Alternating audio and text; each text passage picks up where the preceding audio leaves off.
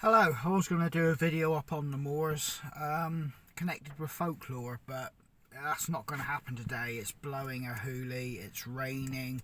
Typical Cornish weather, to be fair. Anywhere near the high ground, the wind noise would be horrendous, and I've done a few videos where I realise that it's annoying more than anything else listening to wind noise. You know, as much for me trying to video it and as much for, well, probably more annoying for somebody trying to watch a video with all that wind noise. But anyway, I've just done the school run. I've got to get back. I've got loads of stuff to do, but I have the handsaw in the car because I've seen a couple pieces of wood which I'm going to try and salvage. They've obviously come down at some point over the last week and during the storms, and they've just been thrown in the hedge. They're not going anywhere. Any of the substantial good pieces of wood have already been taken by whoever owns the hedgerow or whoever has just pushed it out of the way. What they've left is pretty much just the slightly bigger bits of brush, which I can cut off, trim, and take those bigger bits back with me. If anything else, it would just be one, maybe 2 evenings worth of firewood.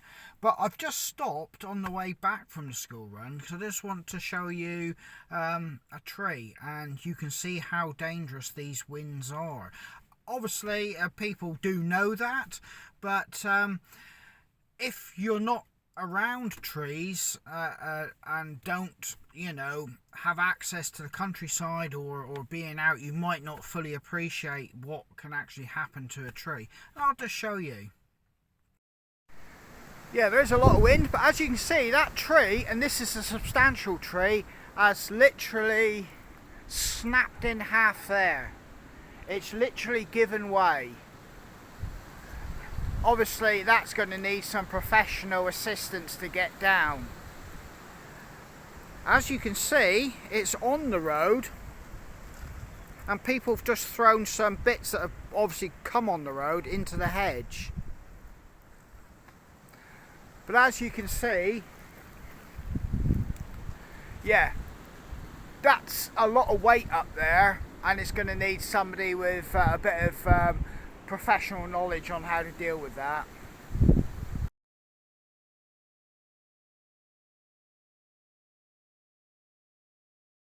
Yeah, this is a lane I used to go do the school run, and I noticed a load of stuff that's been pushed into the hedge has obviously come down from these trees here. They're in pretty poor condition with the ivy. They've got a lot of rot and damage. I've just cleaned up the bigger bits. There's still some I could possibly take it another day, but I do have to get home for the wife because she needs the car. So yeah, I've just taken these bits, and there's still bits here I will claim at some point. I'm not greedy though, give somebody else a chance. It's sitting there, people will see it. If I come back in a week's time and it's still there, I'll probably have a few more pieces. But as I say, try not to be greedy if you've got stuff like this lying around. Yeah, I've got a lot of it in there at the moment, and there's the saw that did the job. Fantastic saw. I've done a video on that one. It absolutely eats through it, and as you can see, I've got loads stacked up in the boot. So I've had what I need at the moment. Give somebody else a chance and see what happens in a week's time.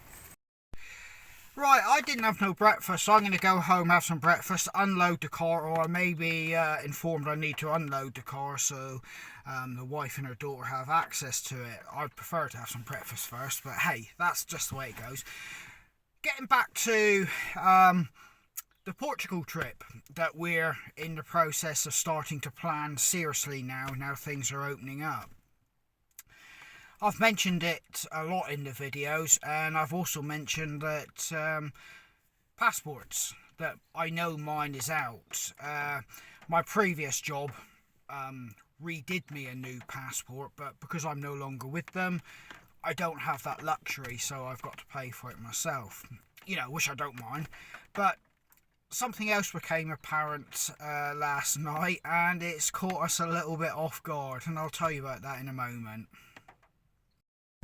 Yeah, on the road home, I've just stopped. There's a tree just gone over here, and I'll just let you have a look. And as with a lot of these conifers and pines and things like that, and these trees of this variety, they don't have very big root balls, and when they're outside or exposed in the forest, they will go over. Obviously you've got the car engine running there, but you know, this isn't a scenic kind of shot I'm trying to portray. But you can just see a tree that's gone over there, and I'll just let you see the root ball. There you go, you can see the root ball, and it doesn't have a lot in the ground. So obviously these trees, if they're exposed to the wind, they will go over quite easily. Yeah, I do love this drive in the morning through the forest.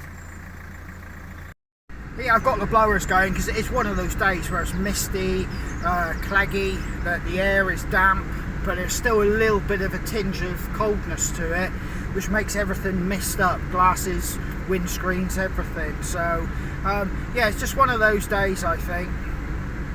Right, I got home and I was going to start unloading the car, but I got told I was a bit longer than I should have been. The stepdaughter wants to see her boyfriend, and we can all remember how important that was back in the day. But yeah, getting back to the passports, as it turns out, when we did examine our passport dates and expiries, it wasn't just me that was out. Turns out it's my wife, and it turns out it's my eldest son. So that is a major expense on top of everything else. When I say major, I think we're working it out, you know, it's going to be the wrong side of £250, I think. I could be wrong, but that's just rough. You know, don't take this as gospel on the figures. But anyways, it's in those sort of ballparks. We've also now got to check out about signatures and all the bits and bobs that you need and verifications and things. You know, we're not too up to speed with all this, and hence, you know, why it was a little bit of a shock to find out it wasn't just me, it was 2 other people in this house. So there you go, a little bit of forward planning, even though it's a bit early now, can save you a lot of pain and aggro a little bit later on, because with the way things are politically and, shall we say, within the government systems, we've looked up the time frames and we're quite happy we're well within them, but you never know. So forward planning, a bit of thought, you know, and, you know, trying to make things happen, it's better now than getting further down the line, closer to going those particular times and everything becoming a mass panic, and indeed, you know, possibly not even being able to happen, so you wouldn't be able to travel. This one doesn't have school, so I'm actually looking after him. I can't get into the workshop at the moment till the wife comes back with, well, with the car. I've got a few things to do. Doesn't have school for whatever reason. I can't remember if it's a training day or something like that. But the eldest is gone. So he's going to be a little bit bored at the moment, I think. Whenever we travel, we keep all the passports together. And indeed, I've got 4 here. There's 5 of us that will travel as a group. The other one's with the eldest daughter because she's got the point where she's starting a bank account or getting some banking sorted, so she needs her passport as ID. But yeah, there's the 4. So basically, when you look at it, take that one out, I've got to get all these 3 here renewed, like I said. And I'm not sure, but whether or not they're issuing the blue ones now, so that'll be interesting to see as well. Yeah, what a miserable day. I'm just going to chuck a few little leftover pieces of bread in for the chickens, get a piece of wood, put on the fire to keep that going, and then I've got to get all the wood in from the car. I've kind of left it to the point now where it's raining, and now I've got to do it. I'm a bit like that. I tend to miss my windows or slots of opportunity, then I tend to pay the price. So yeah, if you're ever doing anything, do it when you need to do it. I just pulled this out of our freezer over there, and going to cook some of these up for dinner, but it's a kind of like a vegetable finger type thing, and I've noticed me and the wife are starting to eat a lot more of these kind of products, like vegetable burgers, fish finger type things with, well, they're not fish, they're obviously vegetables and things like that. Not because we're vegan or trying to go veggie or anything like that. It is quite simply that we quite like the taste. But that being said, we do still eat meat and we will continue to eat meat. It's just that we've noticed that we're supplementing it a lot more with products like this now. Yeah, I've just got my cup of tea on the go. Very quickly, I've got these antlers. They've been kicking around for a little while now. I think I can make something with that one for a thumbstick. It's just borderline that it's not really of size.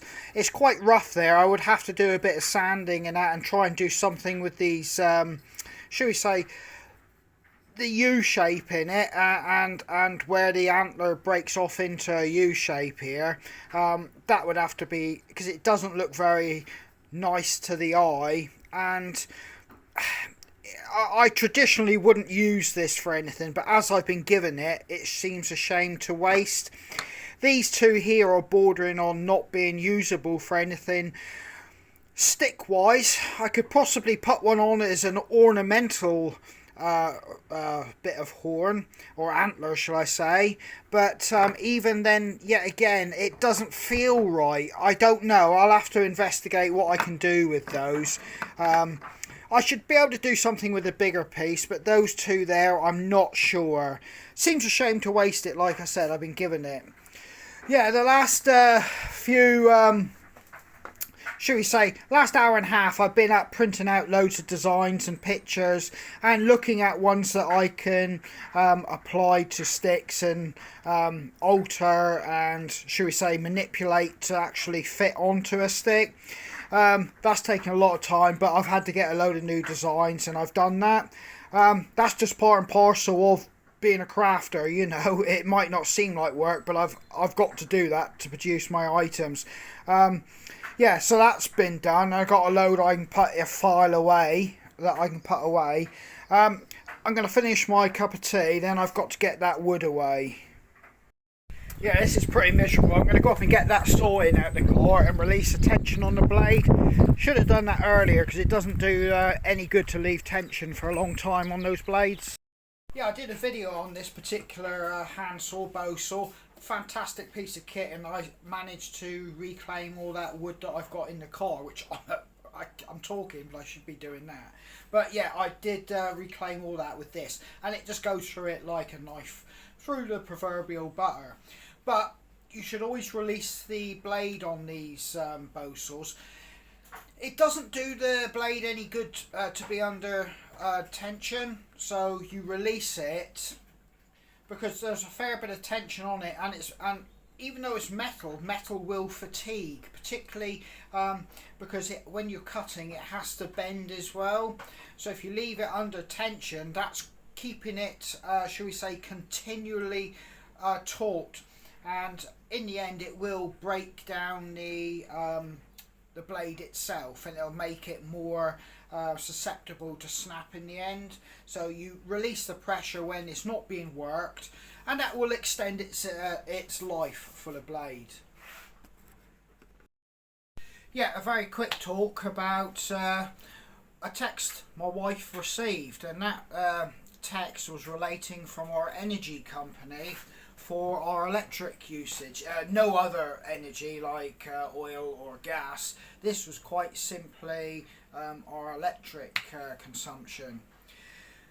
They've obviously monitored what we've used, as you would expect, and they've calculated it's going to be roughly 10 UK pounds more a week, totaling out that they're reckoning at about 500. I don't know about the complete mass because it seems a little bit, because I would have thought it would have been a little bit more, but they're saying roughly 500, so we'll go with that. Won't hold them to their word, because the bottom line is with what's happening in the world and everything that could possibly go wrong from here onwards, you could anticipate that going up, and I would possibly be doing that.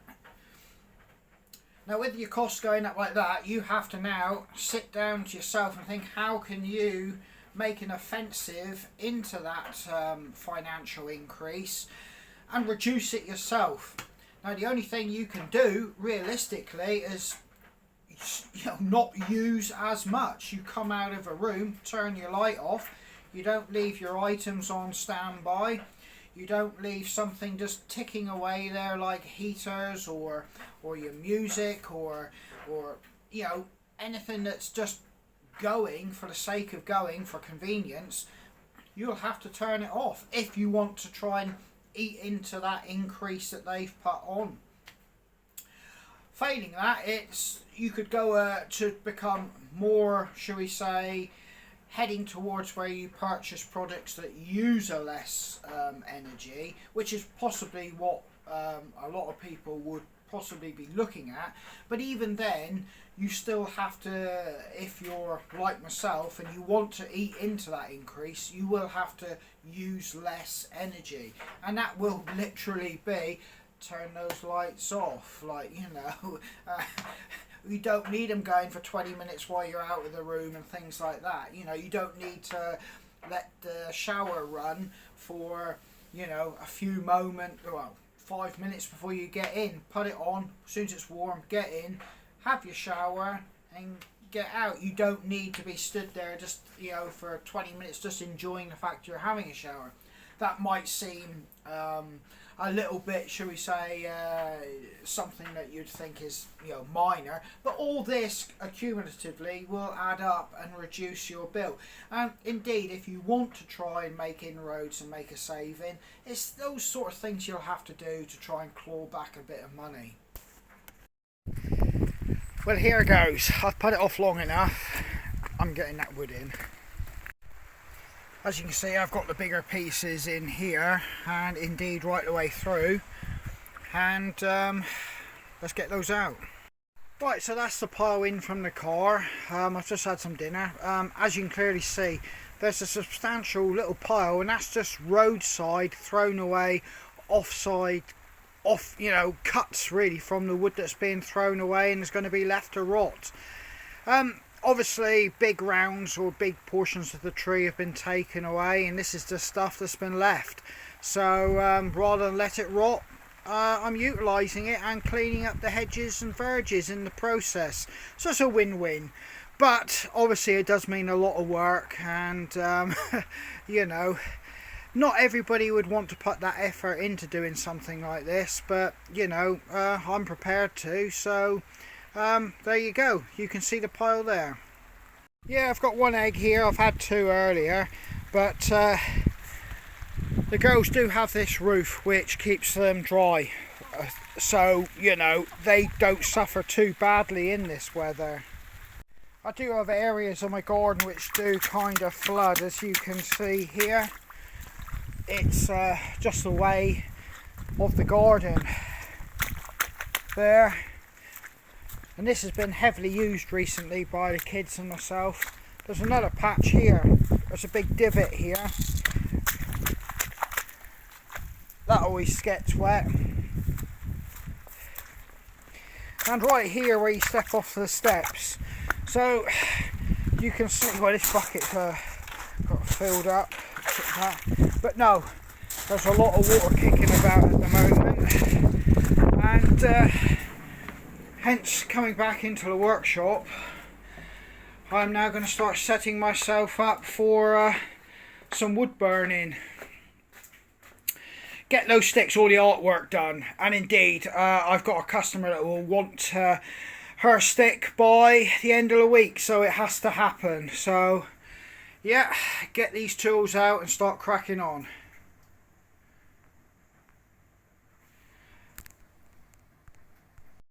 Just been told as I was beginning to set up that I need wood to stock the wood pile up by the house. I've got nothing split from that other log, the dry standing stuff, so hence I'm off down with this for a moment. Another bit of another job allocated. Right, I've got one piece of round that I saved from the last lot of wood I cut, and this is now, I just treated it with a bit of leftover oil on both surfaces, and I will continue doing that for a while. That tends to reinforce the wood, give it a bit of flexibility and durability. But this is now my cutting round, and for when I use axes. So yeah, I'm going to start getting all this standing dead stuff, and indeed the other pieces in amongst it. Not the orange stuff is still wet, and and as I work my way down through this pile I shall leave them behind. But obviously, as you can see the difference there, that white is standing dead, same as that one there. You easily spot them. You can see that's got an orange tint, and they aren't actually dry. You can see these here, they're white as well. So yeah, they're easy to pick out, and obviously the weight difference is huge. So I'll split a few logs.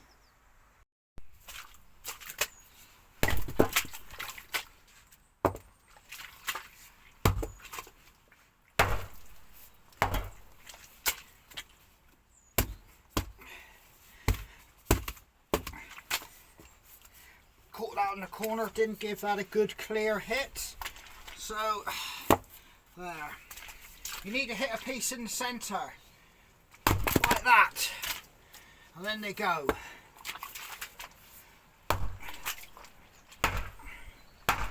There. Right. I found a use for an old burner, military burner. Yeah, you can slot your phone in there and it will actually hold the phone while you record. Yeah, this one was kicking around. I found it and I was thinking, what can I have to hold the phone to stop things becoming too shaky? But there you go.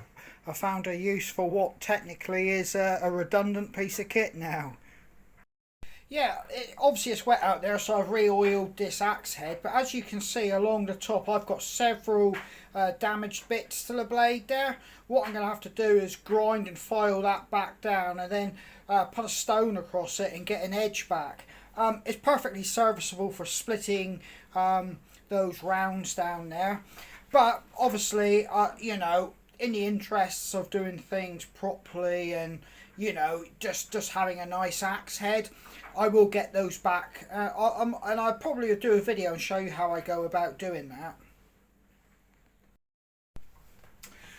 Right then, these are the two which is going to be, as I've already alluded to in quite a few of my videos, the Valhalla collection. And as you can see, I've given them that battle axe type head and handle to the actual sticks. They're a substantial stick and they will be fantastic for bushwhacking your way through undergrowth and breaking the trails. And like I said, they'll be fantastic for that. They carry a lot of weight and momentum, and they're obviously substantially stronger with no real flex. So when they do hit some undergrowth, stinging nettles, brambles, they will break it down. So yeah, and that was what the design purpose behind these is all about. But as you can see, I've given them a definite feel of a battle axe in the handle department. And leading down to the tip, you have a substantial piece of copper there. That looks absolutely stunning.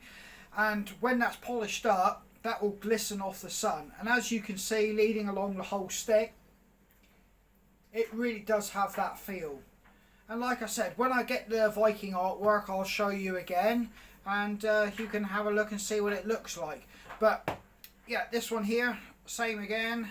Nice big, well, nearly 3-inch copper tip, leading along the whole shaft to the crown. And like you say, you know, like I was saying, these, you know, with that Viking artwork, they really will look the piece, and yet they'll be nice to have with you as a companion while breaking through a trail and bushwhacking. Yeah, fantastic sticks these. You know, I personally don't have one of this caliber, but I'm definitely going to make myself one as well. Yeah, I've started on, I've got one design on, and I'm now burning it. I've done a little bit of it already. Yeah, to those people who think I'm permanently on what seems like a jolly out and about, I have to fit this in and around it, and I do what I've got to do. It is the perk of, I think, you know, of what I do, being a crafter. But, yeah. Like here now, I'm burning this. I can imagine a little bit how somebody who's a tattoo artist may feel when I'm doing the wood burning on here. You know, obviously I don't have the actual shall I say, the actual factor that it's a person's skin, so there's obviously less risk factor in, shall we say, hurting somebody or anything to that vein. I don't have all that to worry about, but obviously I don't want to, you know, destroy the work I've already put into making a hiking stick to this sort of standard, because like I said, you can very easily end up writing off many hours of work. And indeed, I've burnt designs on, they haven't looked right, tried to sand them out, and I've left my hiking stick not really looking like, you know, what it was intended to look like. So it's been thrown, so I've lost hours and hours of work.